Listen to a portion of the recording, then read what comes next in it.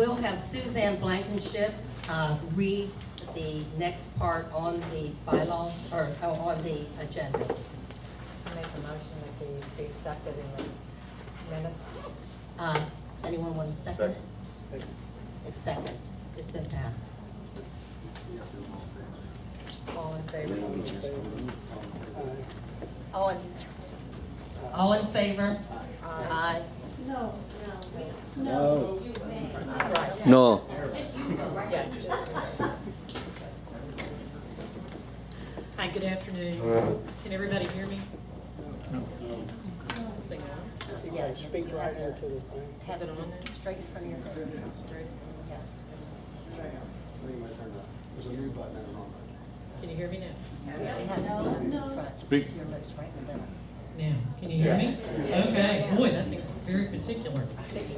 All right, Carol's already introduced me, but yeah, I'm Suzanne Blankenship, Coastal Association Law Group, and our firm represents your homeowners association. I was asked to attend today to address an issue concerning the terms and the number of your board of directors. In looking into your boards of directors, your bylaws state that the directors will initially be 4 directors. I looked in the Secretary of State's records in researching this, and all the way back to 1995, that's the earliest record that I found with them online. There may be, older records that also substantiate this. But during that time in 1995, when the developer was still in control of your homeowners association, 5 directors were elected. Now understand that back prior to 1995, the law was a little bit different than it is today. The law changed as of October of 1995, and now homeowners associations in the state of Florida are required to have their articles of incorporation and their bylaws put of record in the public records, so that everybody is on notice of what your governing documents are. Back then, that wasn't the case. At that time, your declaration, which are your restrictive covenants that govern the use of your property, were required to be recorded. The articles and bylaws were not required to be recorded.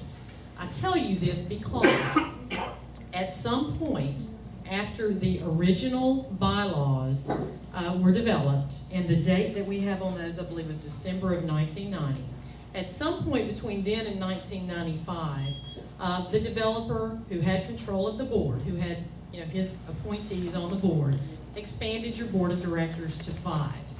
Now, your governing documents say that that can be done, and it should be done by an amendment of the bylaws. I can't tell you whether or not that happened. I've requested from the developer's counsel a copy of anything that he might have on the issue, and I haven't heard back. It could be that the developer enacted an amendment to the bylaws. That would have been proper. It would not have had to be recorded in the public records. Could have been that the developer established 5 directors instead of 4 as a matter of policy, so that you'd have an odd number and you wouldn't have a tie.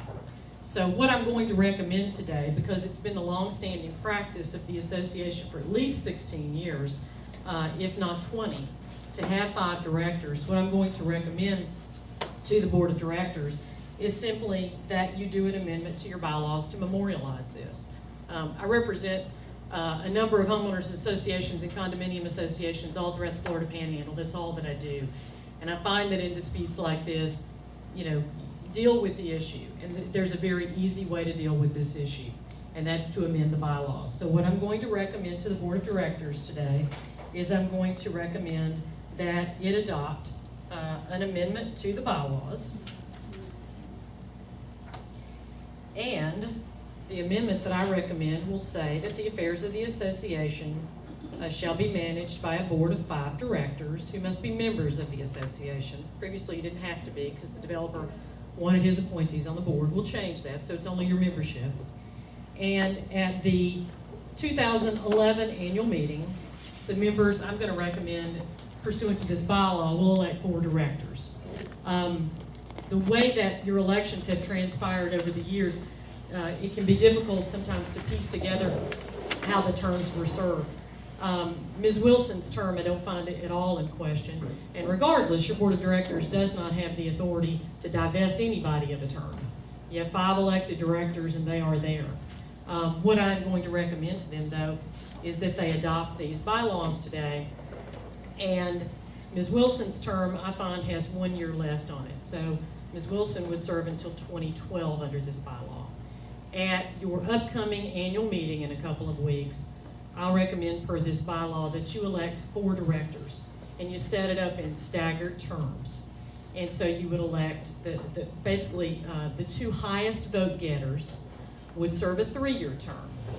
The next 2 highest vote getters would serve a 2-year term, and then it would cycle. Then after that, then Ms. Wilson's term next year will come up. Hers would be a 3-year term. And so that way it gets you into a cycle of staggered terms so that, you know, depending upon the year in question, you'll either have 2 elected, 2 elected, or 1 elected. And all of them will then be on a 3-year cycle. I find that that seems to be the intention, not only of your governing documents, but the way that the developer modified it years and years ago. That's going to be my recommendation today to the board. Also, just simply to keep the issue above reproach, because you know you all are neighbors. You have to live in your subdivision together, and you should be able to resolve issues. Don't want this kind of a procedural issue to detract from the important business that you have to deal with. So I'm going to recommend to this board of directors that all 5 of these directors vote to approve this bylaw. Then to keep the approval above board, I'm going to recommend to them that the 4 other than Ms. Wilson resign, and then she appoint 3 to take their place. And that way we have a 5-person board approving the bylaws, and we have a 4-person board approving the bylaws. And so one way or another, the intent is to be in compliance with your governing documents. So that's my recommendation to your board of directors, and I'll turn the mic back over to Ms. Wilson. The 4 directors, if they would sign, do you have the original or? Sign signifying, well, first they would take a vote to approve the amendment. Okay. Right here is drafted. Right. We need to take a vote to approve this amendment. So have a motion. Maybe read, lead to make Motion a to motion approve. and have it seconded. You want me to read it? Someone asked to read it in Yeah. its entirety. That might be a good idea. Okay. Let me go ahead and read All right. that. And tell them when the annual meeting is, when the election is. I'm gonna go ahead and read it in its entirety. It's short, so bear with me just a moment. The amendment is to the bylaws of the Marcus Point Homeowners Association, a Florida not-for-profit corporation whose address is 4400 Bayview Boulevard, Suite 35, Pensacola, Florida 32503, dated this 6th day of April 2011. Whereas the initial bylaws of the Marcus Point Homeowners Association were prepared by the developer and dated December 11th, 1990. Whereas the customary and usual practice of the association has been to elect 5 directors since at least 1995. Whereas the association desires to formally revise its bylaws to ratify, record, and memorialize this practice. Whereas at least a majority of the board of directors has voted in favor of the revisions at a meeting duly noticed and authorized on April 6, 2011. Now therefore, pursuant to Article 12 of the bylaws, the association hereby amends the bylaws as follows. Section 4.1. The affairs of this association shall be managed by a board of 5 directors who must be members of the association. Section 4.2, election term of office. At the 2011 annual meeting, the members shall elect 4 directors. The 2 candidates receiving the highest number of votes shall serve for a 3-year term. The 2 candidates receiving the next highest number of votes shall serve for a 2-year term. At the 2012 annual meeting, the members shall elect 1 director for a 3-year term. Thereafter, the election of board of directors will continue on a 3-year staggered term election cycle as stated. In the event of any election tie at any time, another vote will be taken at the same meeting involving only the candidates receiving the same number of votes for the purpose of breaking the tie only. If another tie results, the vote shall be settled by a coin flip, the terms of which will be prescribed by the president of the association in his or her sole discretion. Move to accept the amendment? And we need a second. And a vote. Okay, we need to vote. All in favor? All in favor? Aye. Okay, now, the next item is going to ask for the resignation of the board. And they'll signify by signing. All right, I'd like to ask the resignation of the 4 members, Linda Sorrell, John Peacock, Jim Wells, and Jim Bolter. I resign. And John's gonna sign.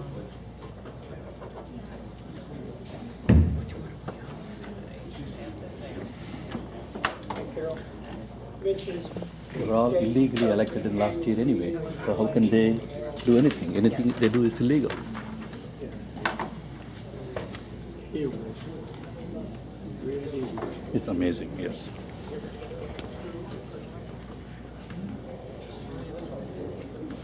Three.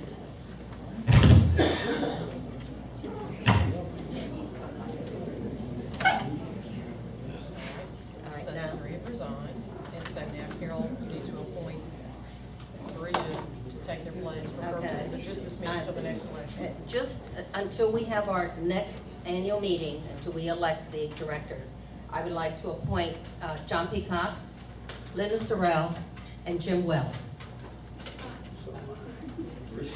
Wow.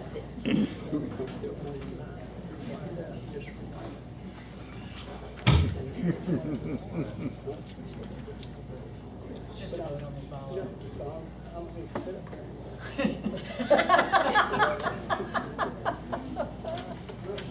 So it's Stuart. That's good, yeah, you're right. You got to show up. Sorrell and Jim Wells. You're number 5. I thought we only had 4. You can go. No, we're going to approve to make it 5. Right, Yeah, 5. but you're scared.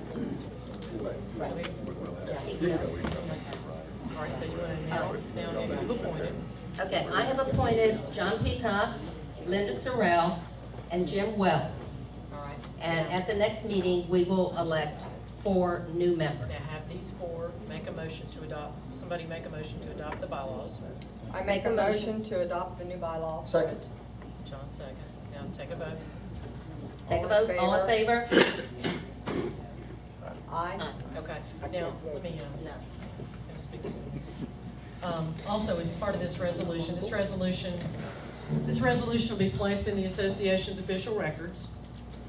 And so the bylaw has been adopted. What we're gonna do as well, just to clean up your documents so that you're in compliance with current law, is I'm having a certified copy of your articles of incorporation delivered from the Secretary of State's office. We'll take those with your bylaws and with this amendment. We'll record them all in the public records of Escambia County. That way they're there for everyone to see. The next item on the agenda is members in good standing, and I wanted to read the bylaws, Article 7, the power and the duties of the Board of Directors. Part B, we can suspend the voting rights of a member during any period in which such member shall be in default in the payment of any assessment levied by the association. Would the board make a motion? I make a motion to, good standing. Yes. Second. The motion, all in favor?